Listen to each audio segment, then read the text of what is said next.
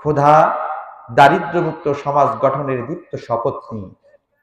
সুদভিত্তিক সমাজ ব্যবস্থাকে কবর রচনা করে জাকাত ভিত্তিক সমাজ ব্যবস্থার জন্য যেই কাফেলা এই জাতিকে উদ্বুদ্ধ করে তোলে, যারা বলে আল্লাহর আইন চায়, সৎ লোকের শাসন চায়, সেই কাফেলার প্রতিনিধিত্ব করছেন এই জনপদের সুযোগ্য চেয়ারম্যান জননেতা জনাব জহুরুল ইসলাম সাহেব। আল্লাহ পাক রব্বুল আলামিন মুহতারামকে হায়াতে তয়্যিবা দান করুন, সকলে বলেন আমিন। আজকের এই মঞ্চে আরো বিশেষ অতিথির আসন অলঙ্কৃত করার কথা ছিল জনপদের আরো বিভিন্ন ইউনিয়নের চেয়ারম্যান, জনপ্রতিনিধি। তাদের মধ্যে রয়েছে জনাব মোহাম্মদ রেজাউল আলম রেজা, জনাব মোহাম্মদ আব্দুল হান্নান মিয়া, জনাব সৈয়দ বদিউল হাসান সেলিম, জনাব মোহাম্মদ চাঁদ মিয়া। আল্লাহ পাক রব্বুল আলামিন সকলকে যেন কোরআনের রঙে রঙিন বানায়। এছাড়া মঞ্চে বসে আছেন এই মুহূর্তে জাতির শ্রেষ্ঠ সন্তান উলামা হাজরাত। আমার সামনে রয়েছেন ইসলাম প্রিয়, কোরআন প্রেমিক, আল্লাহ সুবহানাহু ওয়া তাআলার প্রিয় বান্দা। পদ্মার অন্তরালে রয়েছে আমার অবুঝ সরলা মা ও বোনেরা সহ গণপ্রজাতন্ত্রী বাংলাদেশ সরকারের নিয়োজিত গোয়েন্দা বিভাগের ভাইরা, প্রশাসনের ভাইরা, গ্রাম পুলিশের ভাইরা এবং আমার পুলিশ ভাইরা, সাংবাদিক ভাইরা, সকলের প্রতি আমার হৃদয় নিংড় ভালোবাসা এবং সালাম রইল। আসসালামু আলাইকুম ওয়া রাহমাতুল্লাহি ওয়া বারাকাতুহু। আলোচনা শুরু লগ্নে আমি আপনাদেরকে একটিবার জিজ্ঞাসা করতে চাই, আপনারা সকলে কেমন আছেন? বলেন তো, ভালোবাসার বহিঃপ্রকাশ আসতে হয় না জোরে হয়?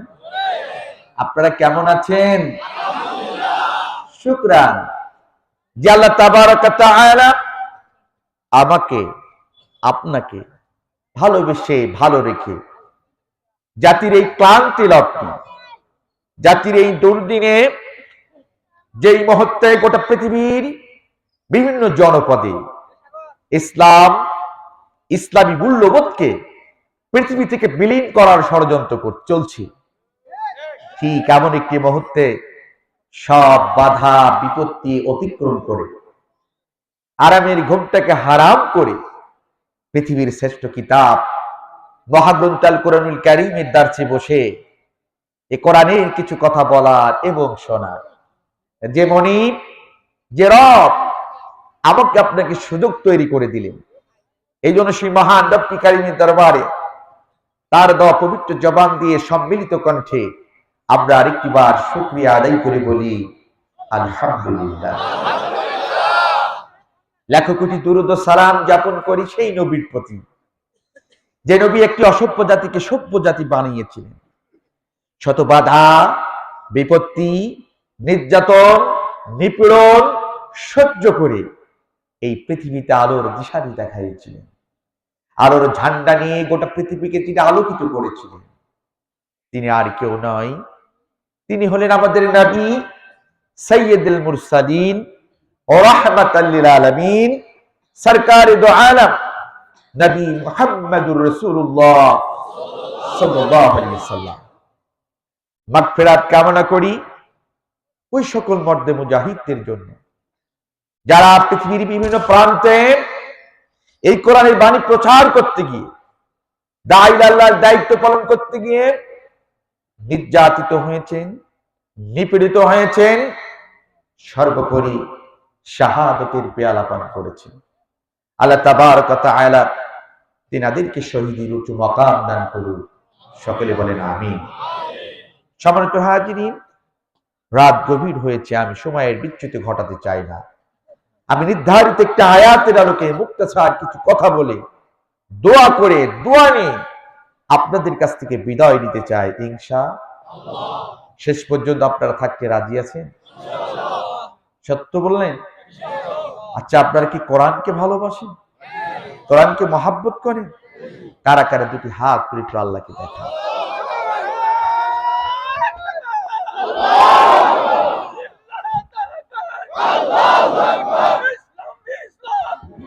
আমার ভাইয়েরা একটু হাত উঁচু করেন, না ভাই না, আমি তো আপনাদেরকে ওনাকে তাকবীর দিতেও বলি নাই, আপনার হাতটা উঁচু করেন। আপনারা তো অনেক সময় শ্রান্ত হয়ে গেছেন, অনেকে একটু ঝিমঝিম ভাব। আচ্ছা, আমার সাথে হাতটা এইভাবে নড়ান তো, আর বলেন আল্লাহু আকবার। দেখেন না কত সুন্দর লাগে, বলেন আল্লাহু আকবার, আল্লাহু আকবার। এবার একটু স্থির করেন।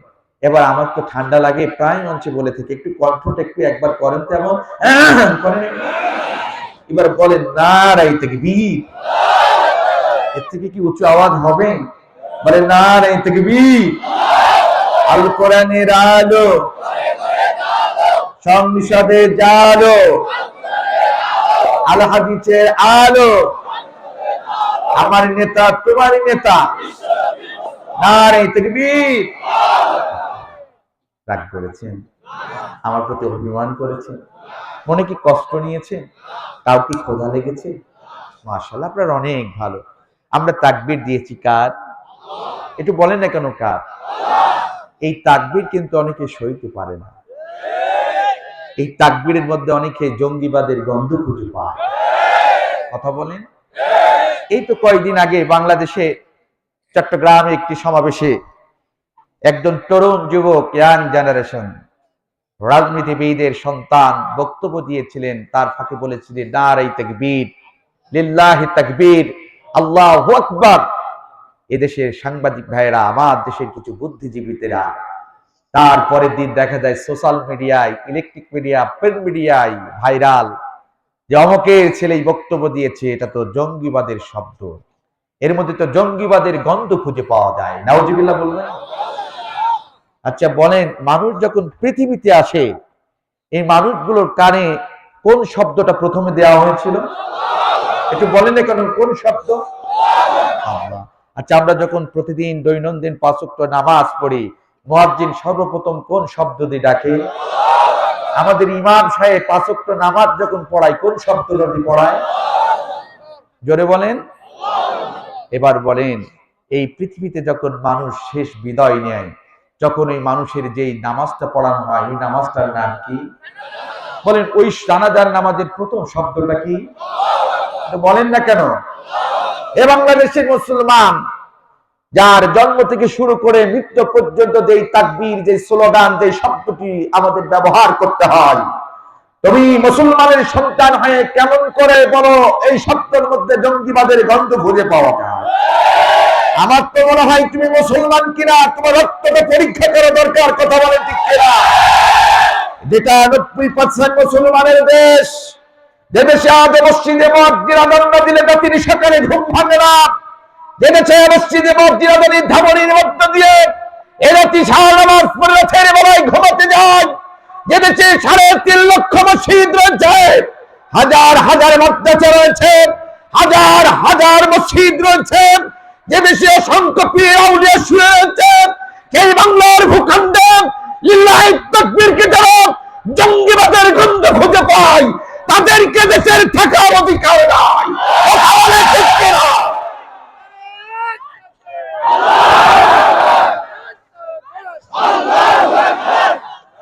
আমার ভাই, আপনাদের কষ্ট হয়? এটা শাহজালালের দেশ, এটা গৌর গোবিন্দর বাংলাদেশ নয়, এটা শাহ মাকদুমের দেশ, এটা তিতুমিরের দেশ, এটা হাজার আলেম ওলামার দেশ। সে দেশে যদি এই তাকবীর না চলে, চলে দাও দাদাবাবুদের দেশে। তোমাদের যদি ভালো না লাগে চলে যাও।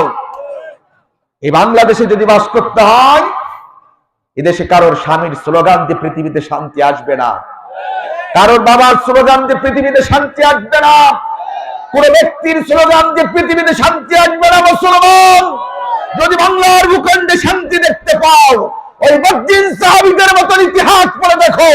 মাত্র 313 জন নিরস্ত্র সাহাবী, ভালো খাবার ছিল না, দামি অস্ত্র ছিল না, 1000 সুসজ্জিত কাফেরের মোকাবেলা করার জন্য লিল্লাহি তাকবীর যে সেদিন বদরে রণং করে কালেমার পতাকা উড়িয়েছে। আমার বিশ্বাস, এই 90% মুসলমানের দেশে, এদেশের আবার মিথ্যা বলিথা আরেকটি বার যদি রাজপথে ওই লিল্লাহি তাকবীর দিবার হতে পারে, আমার দেশের কুরাস্তিকে মুক্তাদেরা ইসলাম নিয়ে নবী নিয়ে কটূক্তি করার সাহস বাংলাদেশে পাবে। কথা বলেন ঠিক কিনা? আমরা এই কথাগুলো বলতে চেয়েছিলাম না, কিন্তু যেন কাজ আমাদের বুকের মধ্যে কেন যেন আজ রক্তের খরস্রোতা বয়ে যায়, তবু যেন আমরা কাউকে কিছু বলতে বলেন না কেন পারি। তাই তো কবি বলছেন, পাঞ্জেরি রাত পাহাবার কত দেরি, এ জাতি তোমরা আর কতকাল ঘুমিয়ে থাকবে, তোমাদেরকে জাগতে হবে। তাই তো কবি বলছে, আমরা যদি না জাগি মা কেমনে সকাল হবে, তোমার ছেলে উঠলে মাগো রাত পোহাবে তবে। কথা বলে ঠিক কি? আমাদেরকেই জাগতে হবে, আমাদেরকেই রুখতে হবে। এই বাংলাদেশে বাস করতে হলে তোমাকে লারাই তকবীরের স্লোগান মেনে নিয়েই তোমাকে রাজনীতি করতে হবে। কষ্ট হয় এ কথা বললেই আমরা খারাপ, এ কথা বললে আমরা স্বাধীনতা বিরোধী, আমরা মানববাদী, আমরা স্বাধীনতা বিরোধী, আমরা উগ্রবাদ, আমরা জঙ্গিবাদ। দুটি পায়ে হাত থেকে বলে গেলাম, নারে তাকবীর, আল্লাহু আকবার। এর মধ্যে কোনো জঙ্গিবাদের গন্ধ নাই, এটা আমার আল্লাহর বড়ত্ব ঘোষণা করা। এরপরেও যদি আপনারা এটাকে জঙ্গিবাদের শব্দ বা জঙ্গি এর মধ্যে গন্ধ খুঁজে পান, আপনারা খোঁজেন, আমরা এটার উপরে ইস্তেকামত থাকবে ইনশাআল্লাহ। কষ্ট হয়, মন খারাপ। দুই দিকে দুই চেয়ারম্যান নবনির্বাচিত, গাইবান্ধা জেলার আপনার জেলা পরিষদের নবনির্বাচিত সদস্য, আবার আপনাদের নবনির্বাচিত চেয়ারম্যানকে পেয়েছি স্বল্প সময়, 1 ঘন্টা, হয়তোবা তিনারা থাকবেন ইনশাআল্লাহ। প্রতিনিধিদেরকে থাকা উচিত, ঠিক কিনা বলেন? খালি চলে যাবেন বক্তব্য দিয়ে না, শ্রোতাদেরও আলোচনা শোনা দরকার, ঠিক কিনা? আলেমদের আলোচনা শোনা দরকার। আমরা শুধু বলে চলে যাই, আমরাও কি বলি আপনাদের শোনা। হাজার ব্যস্ত মানুষ, তবে আমি 12টার ওপারে ক্রস করব না, চেষ্টা করব ইনশাআল্লাহ। রাজি আছেন? আল্লাহ কবুল করুক, সকলে বলেন আমিন।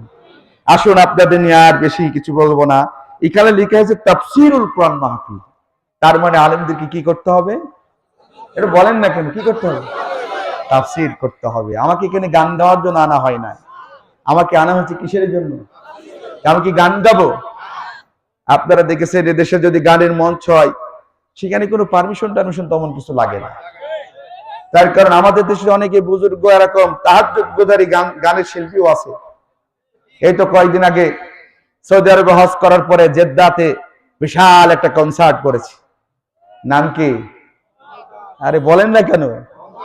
সারা জীবন হাটে বাজারে মলম বিক্রি করলো, আজ বাংলাদেশের পার্লামেন্টের মেম্বার। উনি আবার বাংলাদেশের পার্লামেন্টে বসে দাঁড়িয়ে দাঁড়িয়ে বড় ফতোয়া দেয়, তাই আমি বুখারী শরীফ পড়েছি, আমি তিরমিজি শরীফ পড়েছি, আমি আবু দাউদ পড়েছি, আমি সিয়াচিত্তার সব কিতাব পড়েছি। তুমি পড়ার পরে যদি তোমার ঈমান না থাকতে পারে, ঈমান না থাকে, তোমার ওই কচু পড়ার মধ্যে কোনো লাভ আছে? মুসলমান ভাইরা আমার, আজকের এই মাহফিলটা কোরআনের মাহফিল, কথা বলেন ঠিক কিনা? আজকে যদি এই মঞ্চটাকে নৃত্যের কনসার্ট করা হতো, গানের কনসার্ট সাজানো হতো, লাখ লাখ মানুষের ভিড় হতো, কথা কন ঠিক কিনা?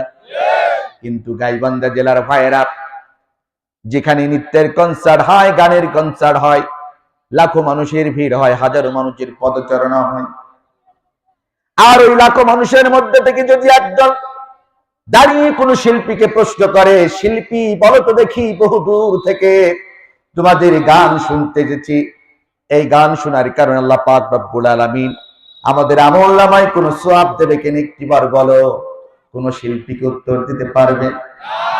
কিন্তু মুসলমান ভাইরা আমার, আজকের এই যুব কমিটি যারা আরামের ঘুমটাকে হারাম করে, আমরা যারা মুসলিম একজন মুসলমান কিনা একত্রিত হয়েছি, আর আপনাদের মধ্যে থেকে যদি একজন দাঁড়িয়ে কোনো আমাদের মতন বক্তাকে প্রশ্ন করেন, বক্তা সাহেব বলো তো দেখি, গান শুনলে তো সওয়াব হয় না, গুনাহ হয়, আমরা যারা আরামের ঘুমটাকে হারাম করে আপনাদের কোরআনের কথাগুলো শোনার জন্য এসেছি, এর বিনিময়ে আল্লাহ পাক রব্বুল আলামিন আমাদের আমলনামায় কোনো সওয়াব দেবে কিনা একটিবার বলেন?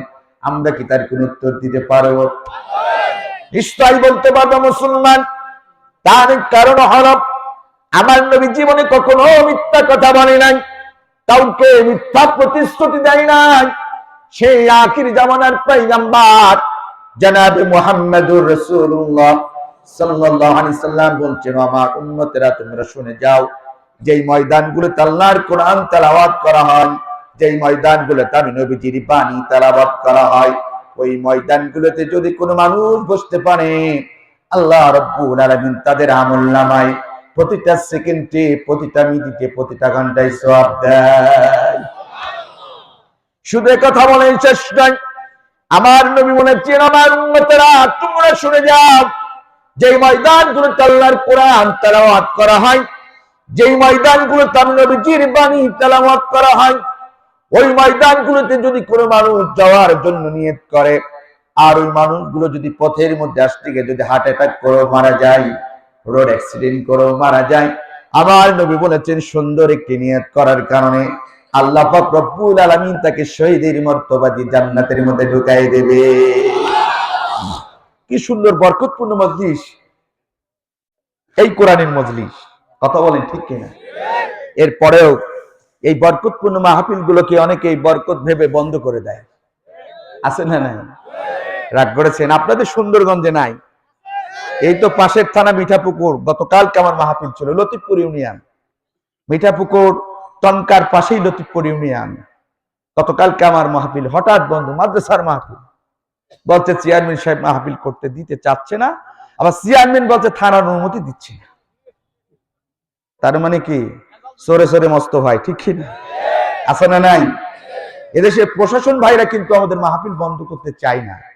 আমাদের মতো লেবাসদারি একদল আবু জেহেল, উতবা, ফেরাউন, নমরুদের উত্তরসূরি, নাম আব্দুল কাদের, আব্দুর রহমান, আব্দুল মাজিদ, তিলকে তাল বানাইয়া দাদা বাবুদের কান ভারী করে আজকে কোরআনের মাহফিল গুলোকে বন্ধ করে দেয়।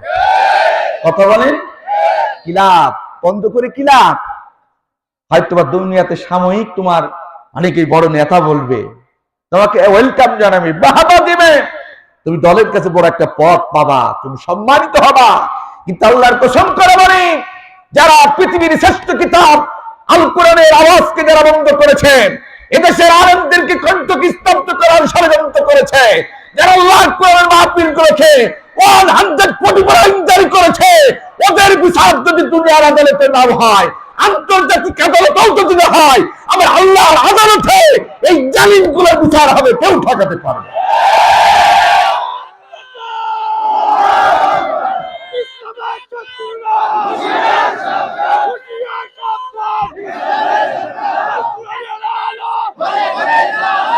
আমার ভাইয়েরা, আপনাদের কি কষ্ট হয়?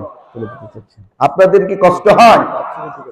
আমার ভাইরা আমার ভাইরা আমার, যে কথাটি বলতেছিলাম, তাহলে কোরআন কার কিতাব? জোরে বলেন না কেন, কার কিতাব? তাহলে এই কিতাব শুনবেন, ইনশাআল্লাহ বন্ধ করা যাবে? যাবে না। এই কথাগুলো আমাদেরকে বলতে হবে। যাচ্ছে কি আজকে আমাদেরকে কথা বলার অধিকার দিতে হবে। কেন বলতেছি, কেন এদেশের আলেমের এই কথাগুলো বললো? ইতিহাসের দিকে তাকান, এই তো কয়েক বছর আগেও তো মাহফিল বন্ধ হতো না। এই তো কয়েক বছর আগে তো মাহফিল গুলোকে 144 আইন জারি করা হতো না। কেন আজকে বন্ধ হচ্ছে? তার একটা নির্দিষ্ট কোনো কারণ আছে না? নাই? তার কারণ, এদেশের আলেমেরা যখন কোরআন হাদিসের আলোকে সুদের বিরুদ্ধে কথা বলে, সুদখোর যারা, ওদের তো গায়ে লাগবে কি লাগবে না? যারা দেশে টেন্ডারবাজি করে, টেন্ডারবাজির বিরুদ্ধে যখন কোরআন হাদিসের রেফারেন্সে কথা বলবে, ওদের গায়ে লাগবে কি লাগবে না? যারা দুর্নীতি করে, কোরআন হাদিসের রেফারেন্সে দুর্নীতির বিরুদ্ধে যখন কথা বলে, ওদের শরীরে লাগবে কি লাগবে না? যারা রাতের পরের বিঘি তুলে নিচে ধর্ষণ করে আনন্দ মস্তি করে, যখন এই দেশের আলেমেরা ধর্ষণের বিরুদ্ধে কথা বলে, ওদের গায়ে লাগবে কি লাগবে না?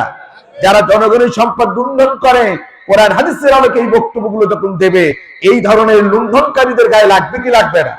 তখনই তারা মাহফিল বন্ধ করে, অন্য কেউ বন্ধ। আল্লাহ ওদেরকে হেদায়েত দিক, বলে না।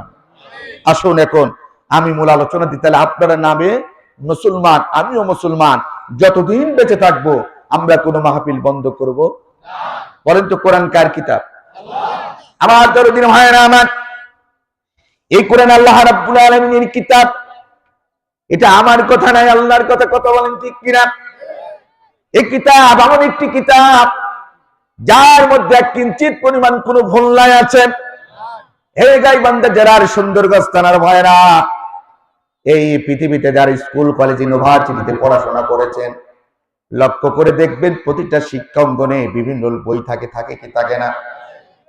এই পৃথিবীর যত রাইটারদের বই পড়বেন, অধিকাংশ রাইটার গুলো তাদের বইগুলো শেষে সুন্দর করে লিখে দেন, ও দুনিয়ার মানুষেরা, আমাদের বইগুলো পড়তে গিয়ে যদি তোমরা কোন একটি জায়গায় ভুল দেখতে পাও, পৃথিবীর কেউ যদি তোমরা ধরাই দিতে পারো, আমাদের বইগুলো আমরা সংশোধন করে নেব, সংস্কার করে নেব, শুদ্ধে নেব। এমন কথা দুনিয়া রাইটারদের শেষে লেখা থাকে কি থাকে না? কিন্তু মুসলমান ভাইরা আমার, আমি যখন ইউনিভার্সিটিতে পড়তাম, আল্লাহ তার গোলামকে ওই ইউনিভার্সিটির কেন্দ্রীয় লাইব্রেরি থেকে আরেকটি কিতাব পড়ার সৌভাগ্য প্রদান করেছেন, যার নাম হলো আল কোরআন।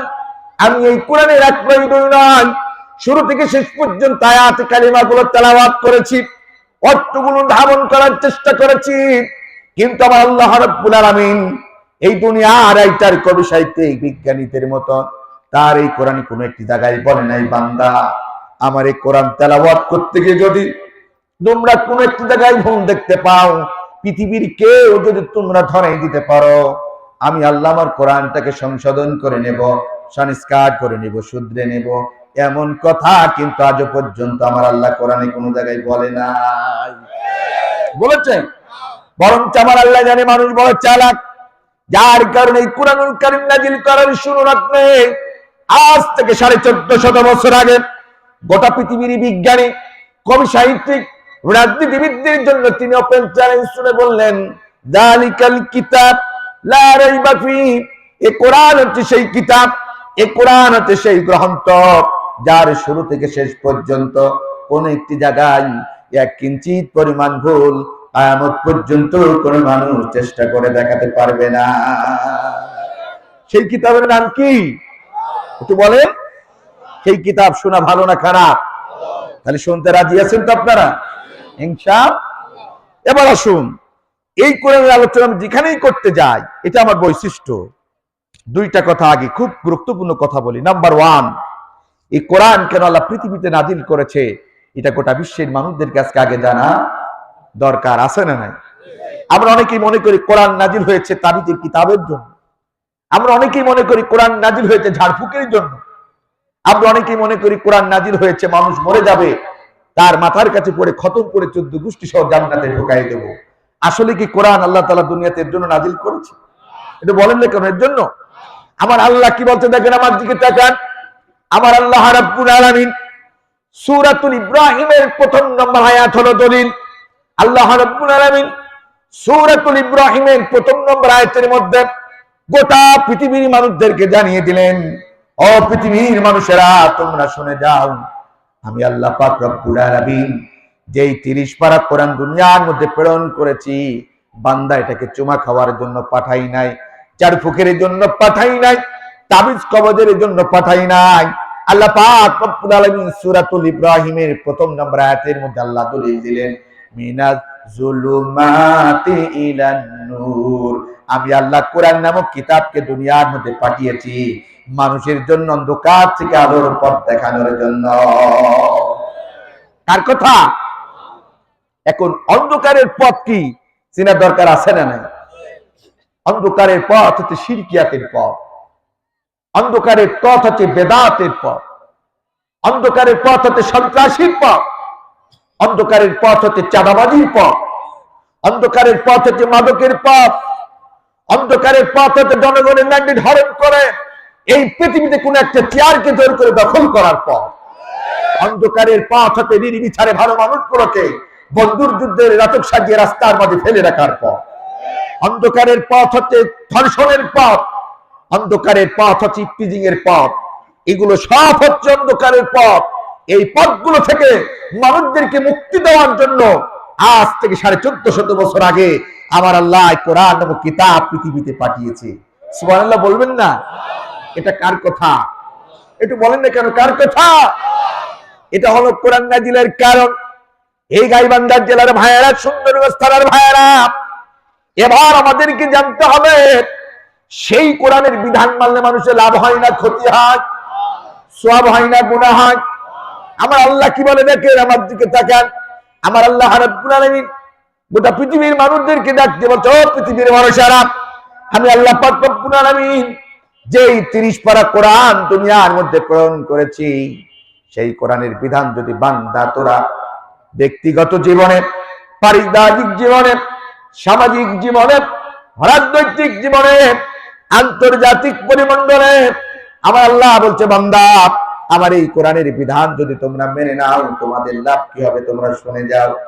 আল্লাহ দলিল দিলেন সূরাতুল বাকারার 38 নম্বর আয়াতের মধ্যে। আমার দিকে তাকান, বান্দার কি লাভ হবে কোরআন মেনে নিলে? আল্লাহ রাব্বুল আলামিন আজ থেকে 1450 বছর আগে এই কোরআনুল কারীমের সূরাতুল বাকারার 38 নম্বর আয়াতের মধ্যে আল্লাহ তাআলা জানিয়ে দিলেন, বান্দা তোমাদের লাভ কি হবে তোমরা শুনে যাও।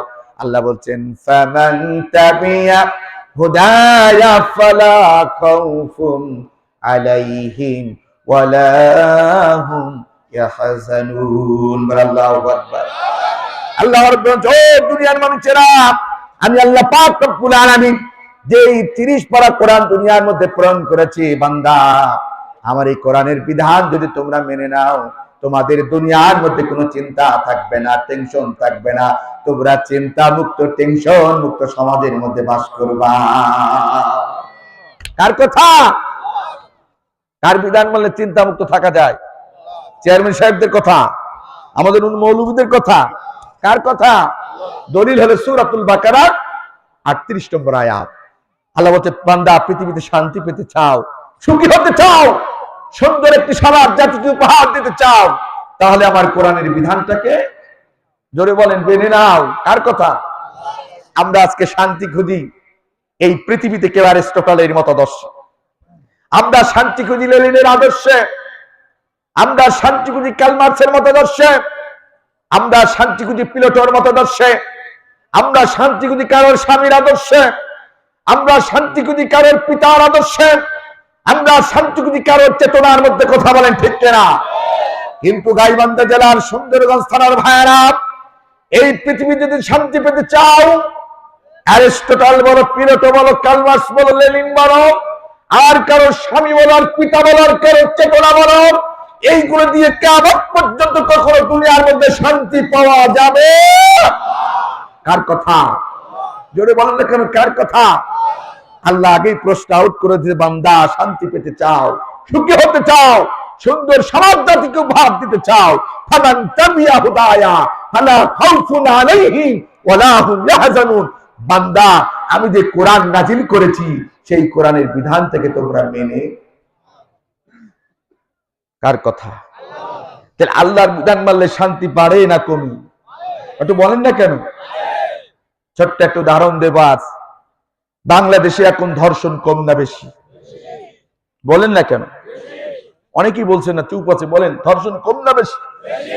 পত্রিকার পাতা খুললেই দেখতে পাই অমুক জেলায় 5 বছরের মেয়ে ধর্ষিত হয়েছে, অমুক জেলায় 7 বছরের মেয়ে ধর্ষিত হয়েছে, অমুক জেলায় 4 সন্তান জননীকে ধর্ষণ করে সোনার ছেলেরা সোশ্যাল মিডিয়ায় ছেড়ে দিয়ে আনন্দ উল্লাস করছে, অমুক জেলায় 70 বছরের বৃদ্ধা হাইনাদের হাত থেকে রেহাই পায় নাই, অমুক জেলায় অমুক ক্যাম্পাসে পদ্মানিশী নারীকে তুলে নিয়ে সোনার ছেলেরা ধর্ষণ করে ক্যাম্পাসের সবুজ চত্বরে টুকরো টুকরো লাশ ফেলে রেখেছে। কথা বলেন ঠিক কি?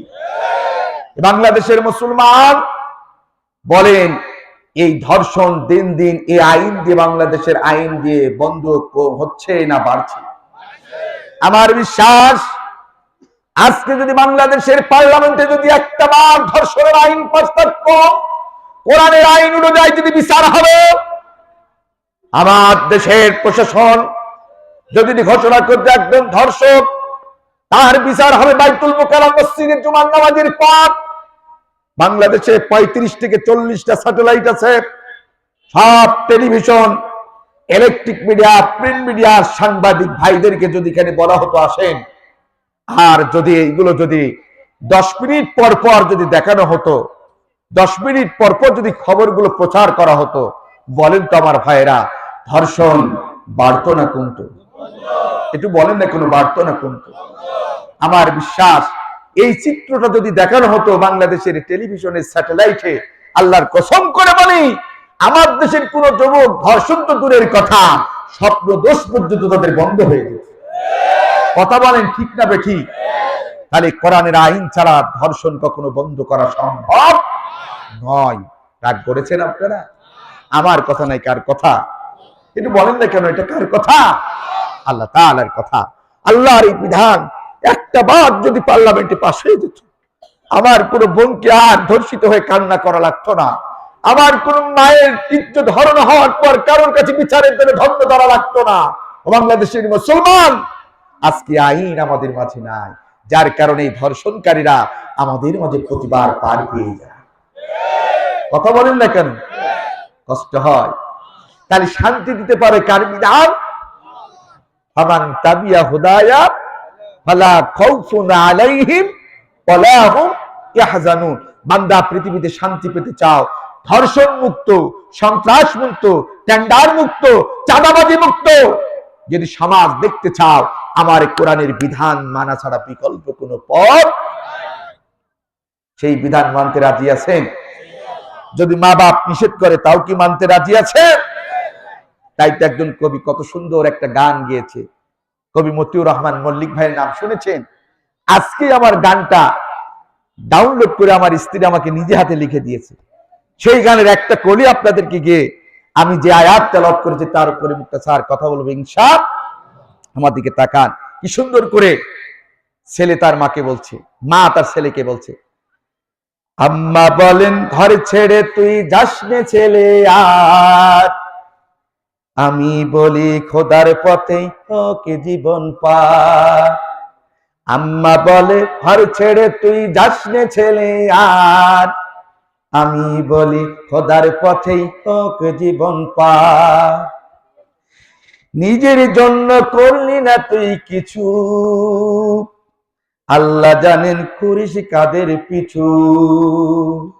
নিজের জন্য করলি না তুই কিছু, আল্লাহ জানেন করিস কাদের পিছু। কোথায় থাকিস কি যে করিস বুঝি না কারবার, কোথায় থাকিস কি যে করিস বুঝি না কারবার। আমি বলি খোদার পথে হোক জীবন পার। আম্মা বলে ঘর ছেড়ে তুই যাস নে ছেলে আর, আমি বলি খোদার পথে হোক জীবন পার। ঠিক না? এবার ছেলে বলছে তার মাকে, যে পথ ধরে চলতে বলে আল্লাহ কাদের গনি, আপনি কি মা নিষেধ করেন বলুন না আজ শুনি। যে পথ ধরে চলতে বলে আল্লাহ কাদের গনি, আপনি কি মা নিষেধ করেন বলুন না আজ শুনি। আল কোরআনের আহ্বানে মা ঘর ছেড়ে কি বাহির হব না। আল কোরআনের আহ্বানে মা ঘর ছেড়ে কি বাহির হব না। চোখ মুছে মা চুপ করে যান পুরাই কথা তার, চোখ মুছে মা চুপ করে যান পুরাই কথা তার। একটু পরে কেঁদে বলে হে খোদা নাও ভার। আম্মা বলে ঘর ছেড়ে তুই যাস নে ছেলে আর, আমি বলি খোদার পথে হোক জীবন পার। আমি বলি খোদার পথে হোক জীবন পার। ঠিক না?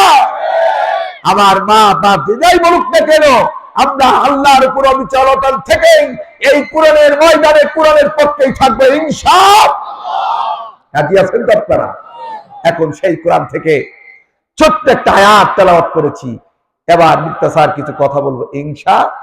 আমার দিকে তাকান। আয়াতটা হলো মাহদুল কুরআনুল কারীমের সূরা আয-যারিয়াতের 56 নম্বর আয়াত। কত নম্বর আয়াত? মনে রাখেন, রেকর্ড করেন। ওয়াজ শুরু হলো। আয়াতটা কত নম্বর আয়াত? সূরা আয-যারিয়াতের 56 নম্বর আয়াত। আয়াতটা হলো এই, ওয়ামা খালাকুতুল জিন্না ওয়াল ইনসা ইল্লা লিয়াবুদুন। আল্লাহ তাআলা বলছেন, খুব খেয়াল করে শুনুন।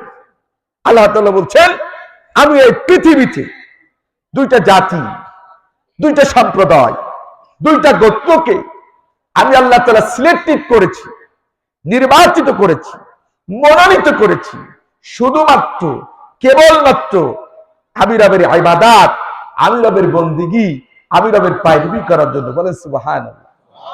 কার কথা? একটু বলেন না কেন কার কথা? আল্লাহ তাআলা কোথায় বলেছেন এই কথা? কোরআনের মধ্যে অমা খালাকতুল জিন্না ওয়াল ইনসা ইল্লা লিয়াবুদুন।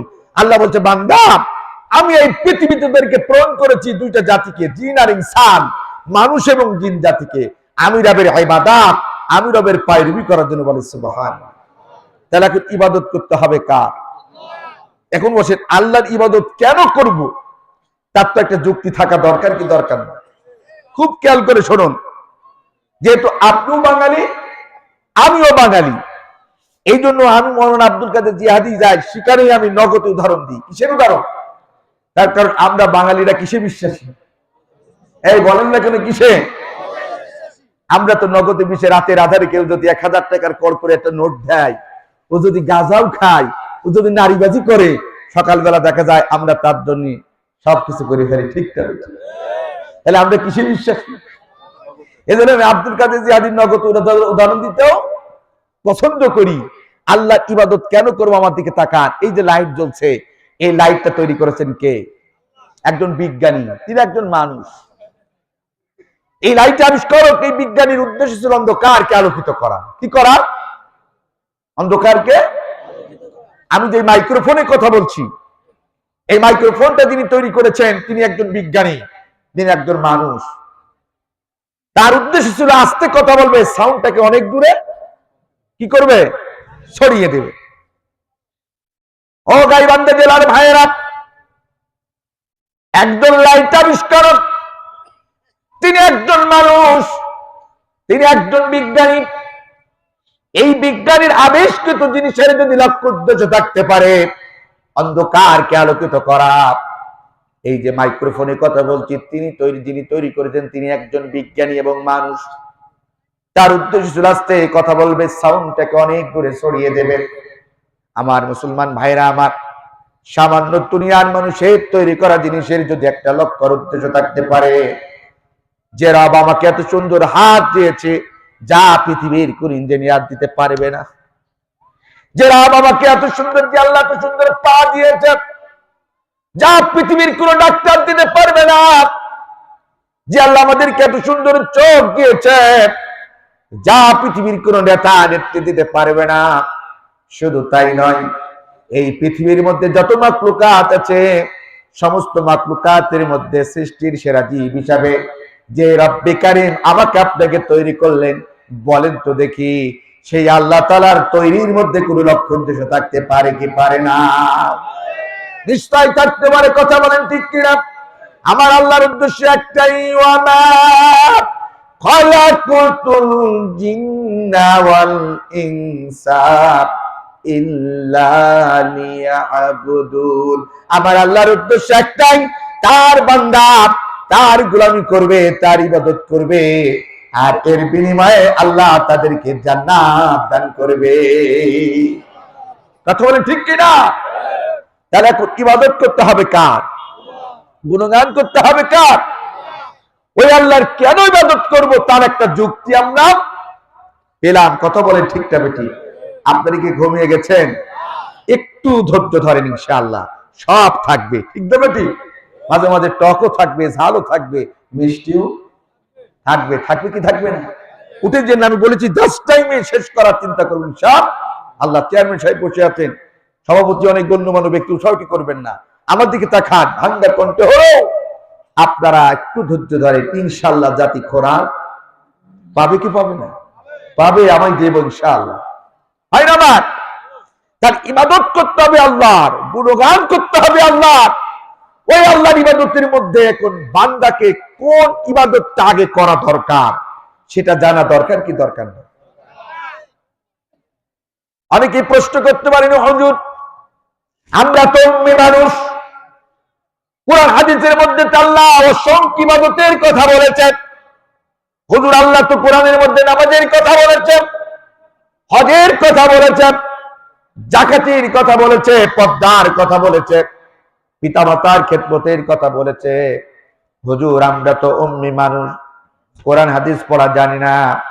একজন মুসলমান তার জীবনে কোন ইবাদতটা আগে করা দরকার, এমন কোন কথা কি কোরআন হাদিসের মধ্যে আছে? যদি একটু বলে দেন তাহলে বড় ভালো হয়। আল্লাহ তাআলা সেই কথাও কোরআনের মধ্যে বলেছে। কথা কান ঠিক না বেটি?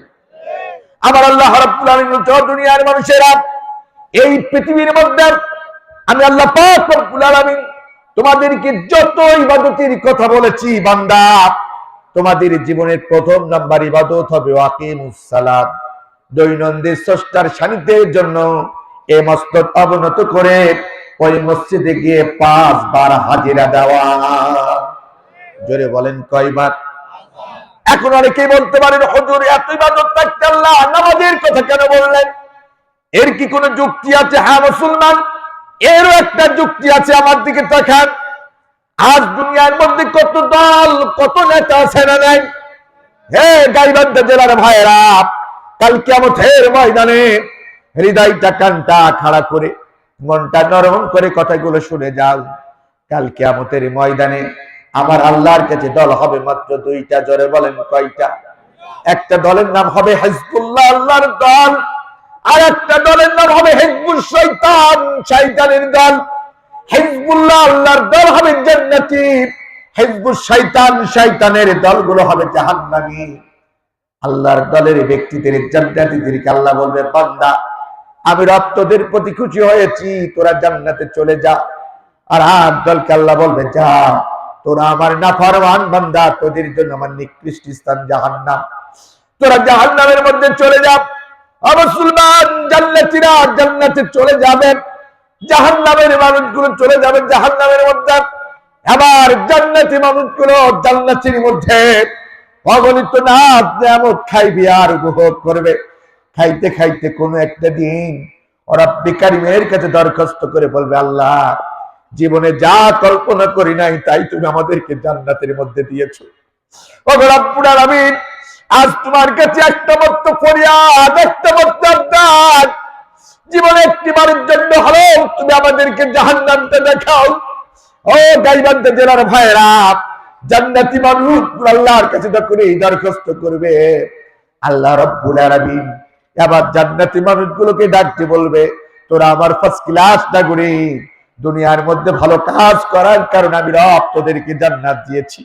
যা যা যা, আমি রব তোদেরকে আজকে জাহান্নামটা দেখার অনুমতি দিলাম। এবার আল্লাহর অনুমতি প্রাপ্ত হওয়ার পরে জান্নাতি মানুষগুলো জাহান্নামীদের দেখার জন্য রওনা হবে। জাহান্নামের গেটের সামনে যখন যাবে, জাহান্নামের ফেরেশতাগুলো জান্নাতি মানুষগুলোকে দেখে তাড়াতাড়ি জাহান্নামের গেটটা খুলে দিবে। এবার জান্নাতি মানুষগুলো তাকিয়ে দেখবে, ওই জাহান্নামের মধ্যে অসংখ্য তরুণ আর তরুণী, যুবক আর যুবতী মাথা নিচু করে চোখের পানি ছেড়ে দিয়ে দরদর করে চোখের পানি ফেলে চোরের মতন কাঁপছে। জান্নাতি মানুষগুলো গিয়ে জিজ্ঞাসা করবো, ভাই ও বোন, তোমাদের তো দেখে মনে হয় না তোমাদের শরীরের মধ্যে কোনো রোগ শোক আছে? এত সুন্দর বডি, এত সুন্দর ফিটনেস থাকার পরেও কেন আল্লাহ পাক রব্বুল আলামিন তোমাদেরকে এই নিকৃষ্ট স্থান জাহান্নামের মধ্যে নিক্ষেপ করেছে? আমরা জানতে চাই। এবার জান্নাতি মানুষগুলোকে জাহান্নামের মানুষগুলো কেঁদে কেঁদে বলবে, ও জান্নাতি ভাইরা, শোনো শোনো শোনো, দুনিয়ার মধ্যে যে প্রথম অপরাধ করেছিলাম, ভুল করেছিলাম, যার কারণে আল্লাহ পাক রব্বুল আলামিন আমাদেরকে এই নিকৃষ্ট স্থান জাহান্নামের মধ্যে নিক্ষেপ করেছেন, সেই জীবনের প্রথম নম্বর অপরাধ হলো ক্বালু লাম লাকু মিনাল মুসাল্লিন, আমরা দুনিয়ার মধ্যে সর্বপ্রথম মুসল্লি ছিলাম না, নামাজ ছিলাম না।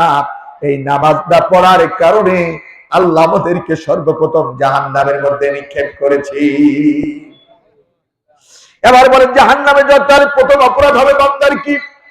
একটু বলেন না কেন কি? নামাজ না পড়া। ও গাইবান্ধা জেলার সুন্দরগঞ্জ থানার ভাইয়েরা, জাহান্নাম যাওয়ার প্রথম অপরাধ হবে বান্দার নামাজ না পড়া।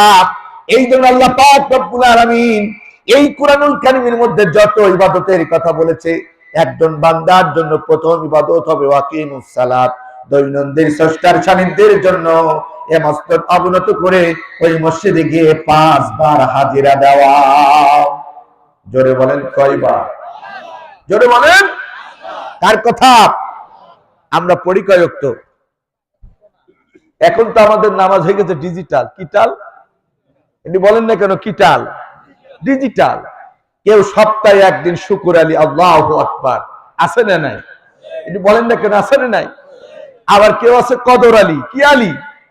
সারা বছর নামাজ পড়ি না, লাইলাতুল কদর আসলে 5 কেজি গোস্ত কিনে বউটারে বলে রাত এক রাতে আমি আল্লাহ জান্নাত দখল করি।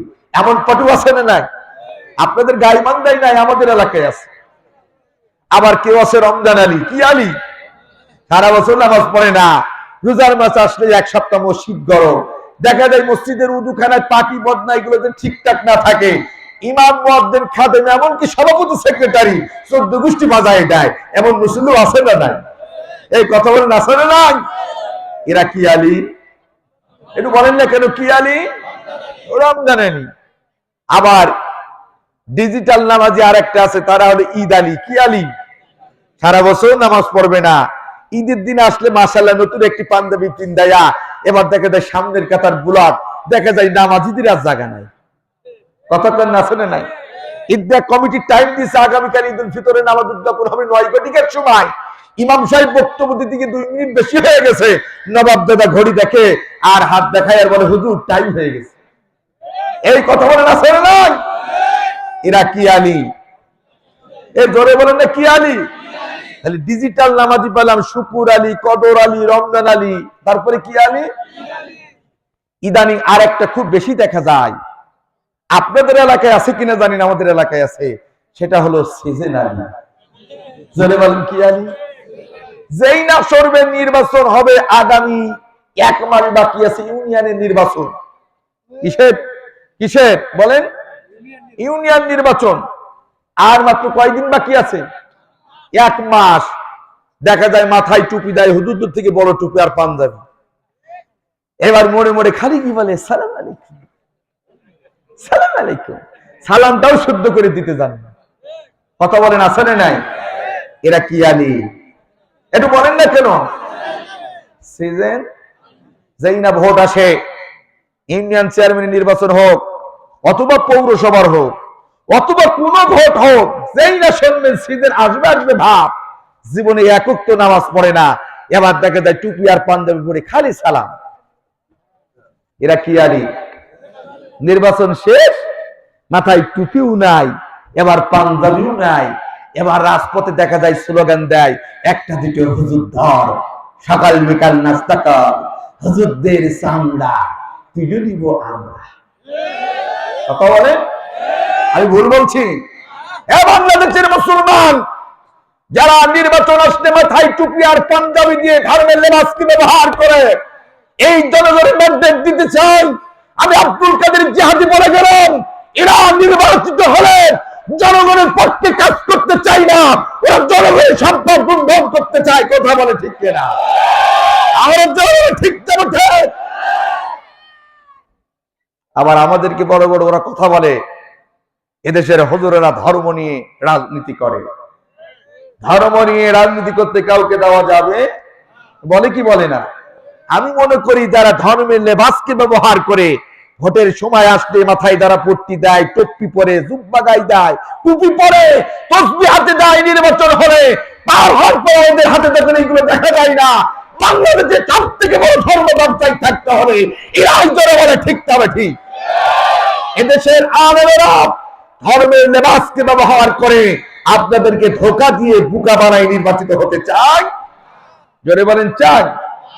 যারা সিজন আলী এরা আমাদেরকে বোকা বানাতে চায়। নির্বাচন আসলেই এবার মাথায় টুপি পাঞ্জাবি, আর আমাদের দেশের লোক দেখে পাগল হয়ে যায়। পাশে একদম তাকওয়াবান খোদাভীতি, যারা জীবনে নারীর দিকে তাকায় না, উঁচু যারা নারী দেখলে মাথা নিচু করে থাকে, যারা সমাজে সুদ খায় না, ঘুষ খায় না, যারা কলিজা দিয়ে দেশে জাতিকে ভালোবাসে, দেশের শান্তি কামনা করে, আমরা তাদের থেকে মুখ ফিরিয়ে নিয়ে সিজনালের হাতকে শক্তিশালী করতে চাই। কথা বলে ঠিক তবে ঠিক। সে দেশের মানুষের তো চালের দাম বাড়বে, সে দেশের মানুষের তো তেলের দাম বাড়বে, সে দেশের মানুষদেরকে চোখের পানি নাকের পানি ফেলতে তো হবেই। কথা বলে ঠিক কিনা? কথা কম, এগুলো আবার বলা করে বলেন বলা যাবে? আমি আপনাদেরকে সতর্ক করে দিলাম, আল্লাহর কাছে শুকুর আলী, কদর আলী, রমজান আলী, ঈদ আলী, সিজন আলী, এগুলোর একটারও সম্মান আর ইজ্জত আল্লাহর কাছে থাকবে না। আল্লাহর কাছে সব থেকে সম্মান আর ইজ্জত হবে তারাই পাবে যারা হবে দ্বীন আলী। জোরে বলেন কি আলী? যারা দৈনন্দিন স্রষ্টার সান্নিধ্যের জন্য এ মসজিদ অবনত করে ওই মসজিদে গিয়ে 5 বার হাজিরা দেয়। জোরে বলেন কয়বার? তাহলে আমাদের নামাজ পড়তে হবে কয় ওয়াক্ত? জোরে বলেন। আবার আমাদের দেশে আর একটা গ্রুপ আছে, ওদের আবার নামাজ কালাম লাগে না, আছে না নাই? এই পার্টি ছিলেন তো, এই পার্টি এই যে বলে যে খাবে গাজা তার পাবে না, হবে না কোনো সাজা, আছে না নাই?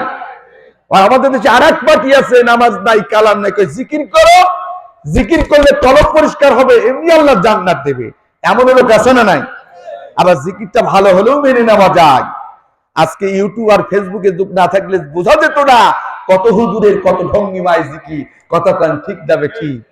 কেউ বলছে বসেন বসেন বৈশা যান, শাহালি বাবা আছে না কথা বলে। আবার কেউ কেউ জিকির করে, কেউ বাউ তাং কেউ গাছ তাংলাতে, কেউ বাউ তাং কেউ দাও তাং নাই, মাওলাও তোমার নীলা খেলা, মাওলাও তোমার নীলা খেলা, কেউ বোঝে নাই। হাতি আছে না নাই? জেলার ভাইরা, আমার আল্লাহকে যদি পাইতে চাও, আমার আল্লাহর নামটা নিয়ে তামাশা করা যাবে না। তোমাদের সই শুদ্ধ করে উচ্চারণ করতে হবে সুবহানাল্লাহ, আলহামদুলিল্লাহ, লা ইলাহা ইল্লাল্লাহ, আল্লাহু আকবার। জোরে বলেন ঠিক যাবে ঠিক? এই হুকুর হুকুর করে কোনদিন আল্লাহ পাওয়া, জোরে বলেন, যাবে? আজ এই হুকুর হুকুর দরবার গুলোকে কেউ ভেঙে দেয় না। আজ এই ভ্রান্ত মতবাদের আকীদার মানুষদের ঈমান ধ্বংস করছেন, এদেরকে ধরে কেউ মানতে দেয় না। অথচ যারা 5 ওয়াক্ত নামাজ পড়েন, নামাজ সমাজের মধ্যে কায়েম করতে চায়, এদের উপর নির্যাতন নিপুণের ইস্তিমুলাত চালানো হয়। কথা বলে ঠিক যাবে ঠিক? আরো জোরে বলে ঠিক যাবে ঠিক?